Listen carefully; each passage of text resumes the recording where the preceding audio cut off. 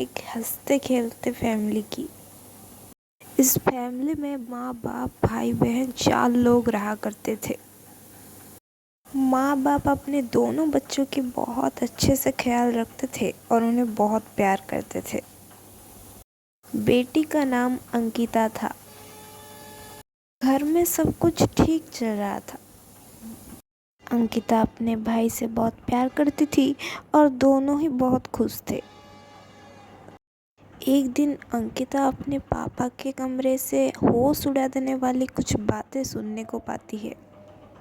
अंकिता के पापा किसी को बता रहे थे कि वो अंकिता के भाई को मार के उसके बॉडी को एक कमरे में छुपा देंगे। वो अंकिता के भाई के बॉडी को एक स्टोर रूम में छुपाने की बात कर रहे थे, जो कि हमेशा बंद रहता था। अंकिता ये सब सुन के बहुत ज़्यादा घबरा जाती है। कुछ दिन बाद अंकिता अपने भाई को उस घर से गायब पाती है। अंकिता इस बारे में उसके पापा से पूछती है कि उसका भाई कहाँ गया है। उसके पापा बताते हैं कि वो गांव गया है और कुछ दिन बाद वापस लौट आएगा।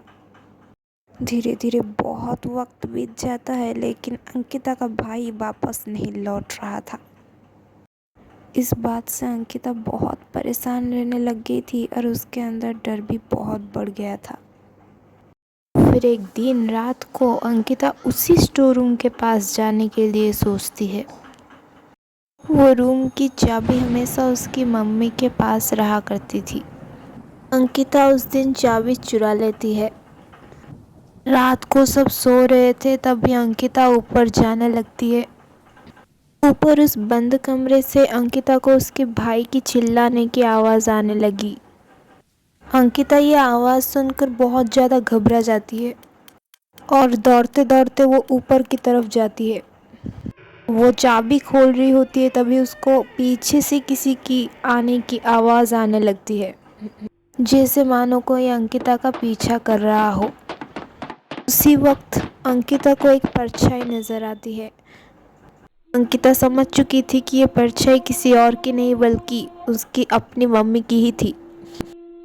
अंकिता वो परछाई देख के बहुत ज़्यादा घबरा जाती है और उसको लगता है कि उसकी मम्मी उसको अब मार डालेगी। इससे पहले कि अंकिता कुछ कर पाती, उसकी मम्मी वहाँ पर पहुँच जाती है। अंकिता बहुत ज़्यादा घबराई हुई थी और उसको ये समझ नहीं आ रहा था कि वो क्या करे उस वक्त। अपनी जान बचाने के लिए अंकिता बहुत ज़ोर से घबरा जाती है और एक चाकू उठाती है।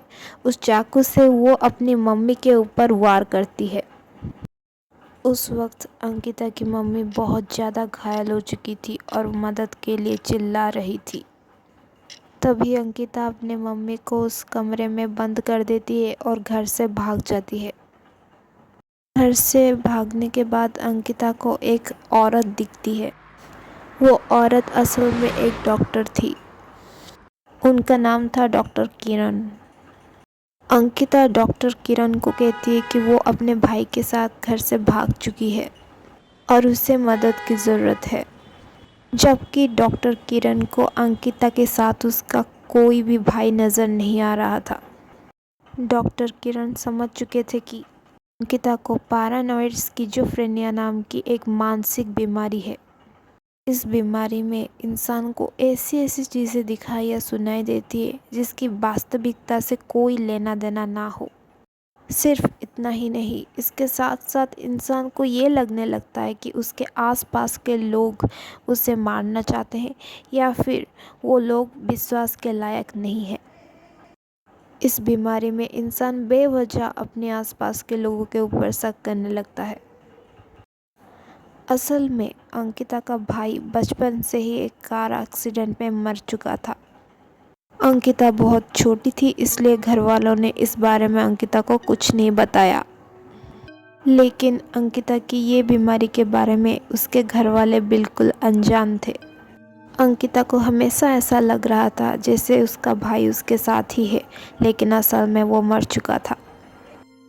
अंकिता की ये बीमारी की वजह से उसका भाई मरने के बावजूद उसको दिखाई दे रही थी और उसकी आवाज़ सुनाई दे रही थी।